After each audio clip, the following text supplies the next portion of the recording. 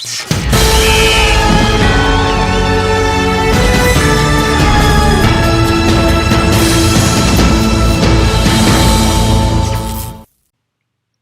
MBL, welcome to another episode of TFA's 2-Point Conversion. I'm your host, TFA. I want to start off this week by thanking MBL for our brand new microphone. This was donated to us by all of you guys giving donations in the MBL network. So thank you guys so much. It's really great to have a high quality microphone that can produce the best quality content for MBL. I'm going to jump right in. I want to give a really special shout out this week to both OSU Fanatic of the San Francisco 49ers and Unisolated of the Green Bay Packers. Over this Madden year, these guys have combined to donate a total of close to $3,500, which is absolutely incredible. You know, shout out to you guys. You guys have gone over the top to help grow this league into the powerhouse that it is today. And that money will definitely go to a great cause in order to make this league even better than it already is. Thank you to everybody this season as well who has donated anything to the Madden season, whether it's time, money, or items. Thank you guys for donating. It really makes this league great. First up this week, I'm going to jump right into TFA's Cold Hard Facts. Sonny, my boy!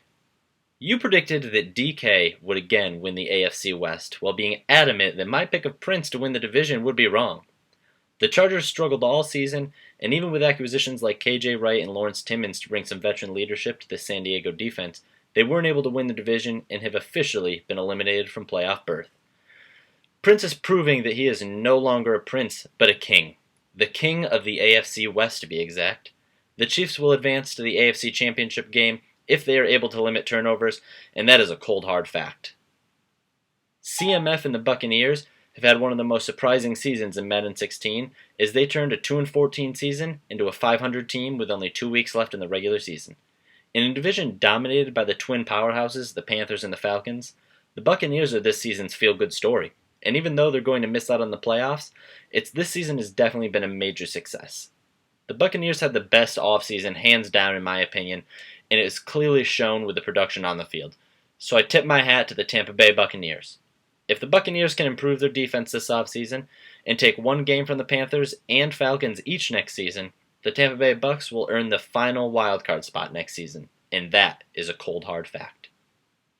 The Jacksonville Jaguars just a couple of seasons ago looked like a team that could compete in the soft AFC South, but this team has become the punching bag of the league. The poor little kitty cats down in Jacksonville are begging for ownership to find them a new quarterback capable of throwing balls to their own wide receivers and not the other team. With only 13 touchdowns to 29 interceptions, this offense is downright awful. Not to mention, defenses know what to key in on a wide receiver Will Buchanan, because he's the only one on this offense that seems to like getting into the end zone. This team has so many needs, and if they don't trade back and accumulate some draft picks this draft, they're going to be caged up and left for dead in the Florida Heat. This team needs to find themselves again, and if Jacksonville doesn't find a quarterback and cut down on the turnovers, JY will finish in the bottom 2 every season from here on out. And that is a cold hard fact. That's going to wrap up this week's Cold Hard Facts. Next up, we're going to have the good, the bad, and the ugly. The good this week goes to Juggernaut and the Miami Dolphins. This is a team that is 8-7, but is really underrated in my opinion in terms of talent.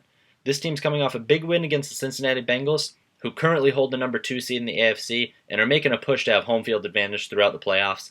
Not to mention, out of this team's 7 losses, 2 came to the Patriots, each by 3 points, another against the Chiefs by 1 point, and another against the Giants by 3 points.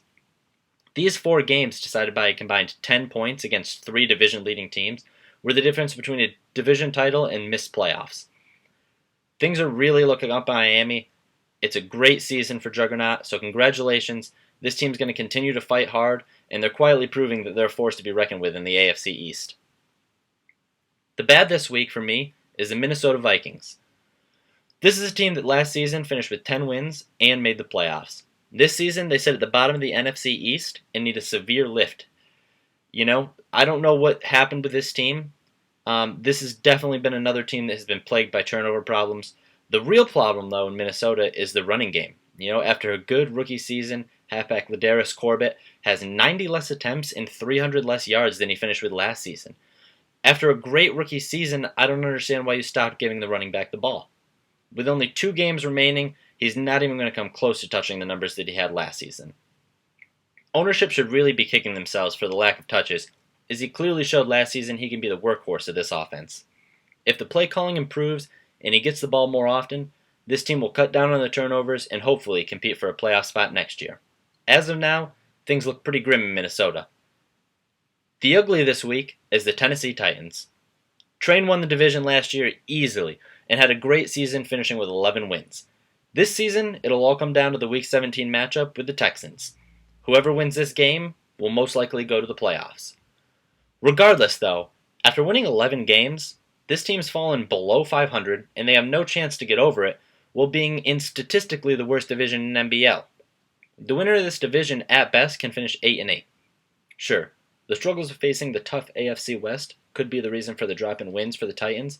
However, that excuse gets thrown out the window when you see that the Texans, who were my preseason favorite to win the division, have actually improved on the season. The Titans' chances don't look good, but if they squeeze it out and make playoffs, this team will have some serious soul-searching to do if they want any chance of sniffing a playoff win. Finally this week, I'm going to finish up by giving my early favorites to make a deep playoff run, with the playoffs looming this weekend. My AFC Championship game is the Pittsburgh Steelers versus the Denver Broncos. I have both wildcard teams pulling the upset and making the AFC Championship game. We could potentially see a divisional round in the AFC that features 2 division matchups, and that would be really intriguing. Teams who see each other twice a season, matched up one more time for a chance to make it to the AFC Championship game, would surely bring some excitement and some tight games. In the NFC, if the bracket stands, I believe the NFC Championship game will be the Seahawks versus the Falcons. The Seahawks have been playing great all season, and it'll be really interesting to see if they can pull it out. I don't know if the Seahawks are going to make it that far. And if the bracket doesn't stand, this could be a completely different matchup. But as it is right now, I think the Seahawks are going to be the favorite in the NFC. I think they're going to manage to knock off the Lions.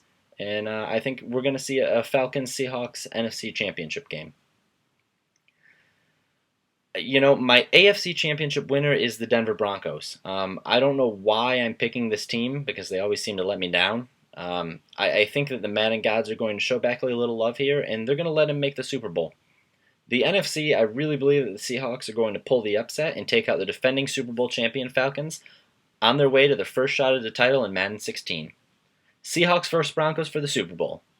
On paper, this sounds like a Super Bowl snooze fest, but I think it stays tight the entire game, and in the end, I think the AFC takes back the crown, and Beckley wins his first Madden 16 Super Bowl and second Super Bowl overall. Congrats, Beckley. You're my pick to win the ship. I'd say my odds of cashing in on you actually winning the Super Bowl are probably about as bad as Leicester City's chances were to win the Premier League in real life, but I'll take that 5,001 underdog this time around. You better not let me down, Beckley, or your quarterback Cole Parker will be walking into the locker room next season with a cane after the dog pound gets a hold of him.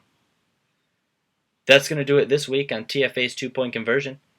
Thanks for watching another great episode. Remember to like, favorite, and share this video, along with subscribing to the NBL network. The NBL is League of the Year for a reason, and if you think you're up for the challenge and have what it takes to be an NBL Super Bowl champion, head on over to 365.maddenbomberleague.com and learn how to apply to our Farm League The Grid, where you can prove you've got what it takes to get the call up to the big leagues. As always, I'm your host, TFA. Have a good week, NBL.